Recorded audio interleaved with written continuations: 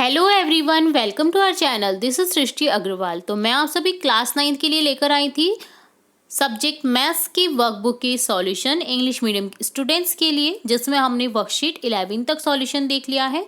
आगे बढ़ेंगे और देखेंगे हम यहाँ पर वर्कशीट 12, 13 एंड 14 का सॉल्यूशन। तो एक पार्ट में हम तीन वर्कशीट के सॉल्यूशन देख रहे हैं, ये आपको ध्यान देने की जरूरत है।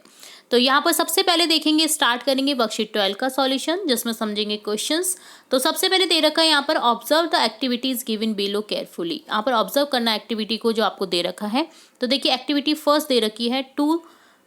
यहाँ पर देखिए एक तरफ दे रखा है डिजिट 3 + 4।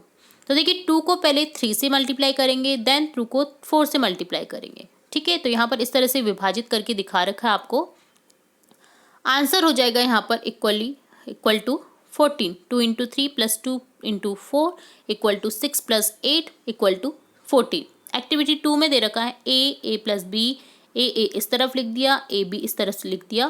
तो यहाँ हो जाएगा a × a + a × b a² + ab। तो ये फॉर्मूला हो जाता है इस थिंग का। ठीक है, based on the above activity solve the following question using the distribute rule of multiplication. तो देखिए डिस्ट्रीब्यूट रूल से आपको ये करना है। a² a + 3 दे रखा है। तो देखिए यहाँ पर a² × a कर देंगे प्लस a² × 3 कर देंगे, क्योंकि फॉर्मूला होता है a² + ab।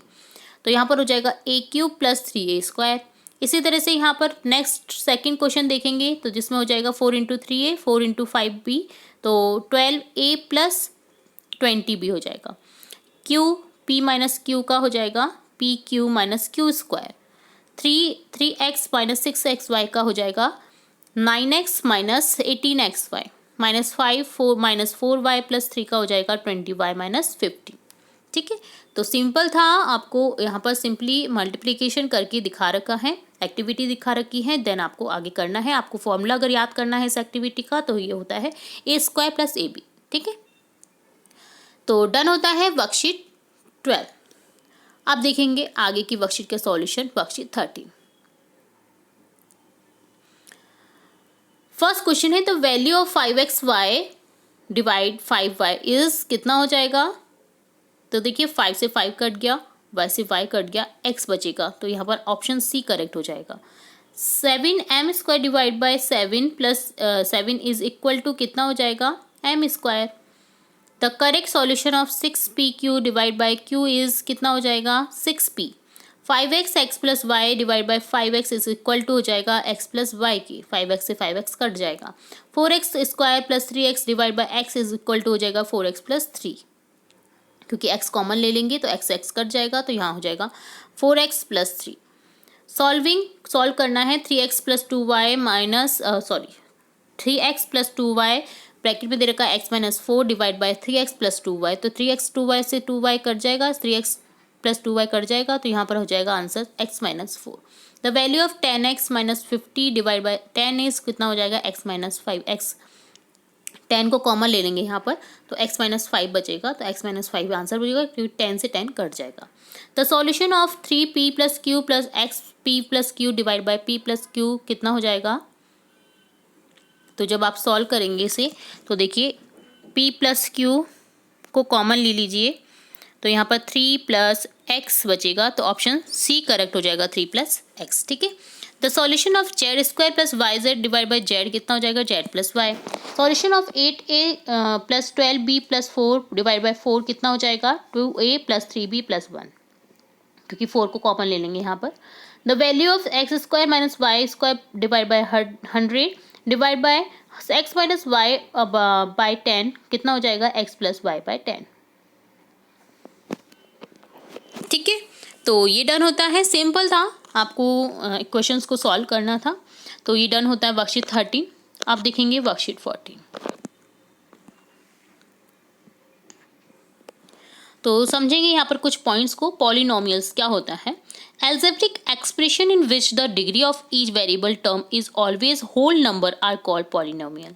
Always whole number रहता है, उन्हें कहा जाता है पॉलिनोमियल, जो x y z की वैल्यू होती है। ठीक है, तो एग्जांपल जैसे x + 3 y 5 4x³ + 3x + 2 तो ये सभी एग्जाम्पल है पॉलिनोमियल्स के। डिग्री ऑफ पॉलिनोमियल क्या होता है? The maximum degree of the variable term in polynomial is called the degree of the polynomial. For example, the maximum degree of variable x in polynomial 4x³ + 3x + 2 is 3। X की maximum जो degree है क्या है यहाँ पर? 3। Hints the degree of polynomial is 3, answer हो जाएगा। Zero of a polynomial कितना है, क्या होता है? The value of the variable in a polynomial which when placed in polynomial makes the value of the polynomial 0 is called zero of the polynomial.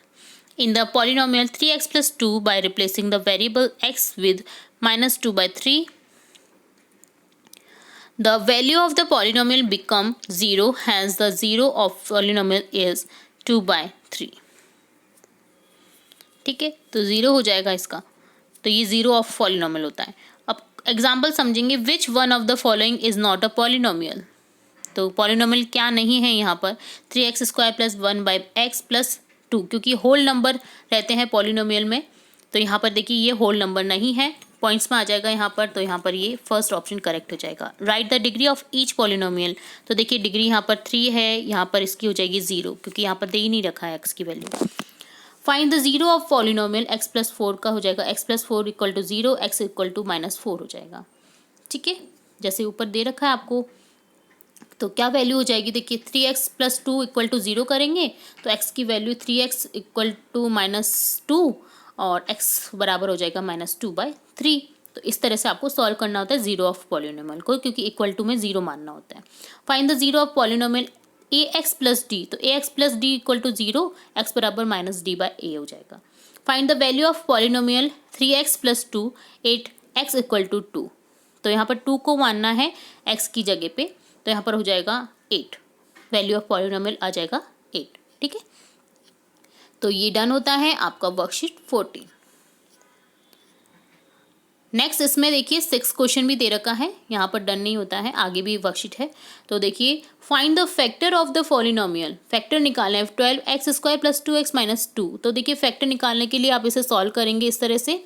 2x का क्या करें कि हमारे पास में 2x रहे, तो 6x - 4x करेंगे तो 2x बचेगा, तो यहाँ पर देखिए कॉमन ले लेंगे तो फैक्टर्स बच जाएंगे 2x + 1 6x - 2।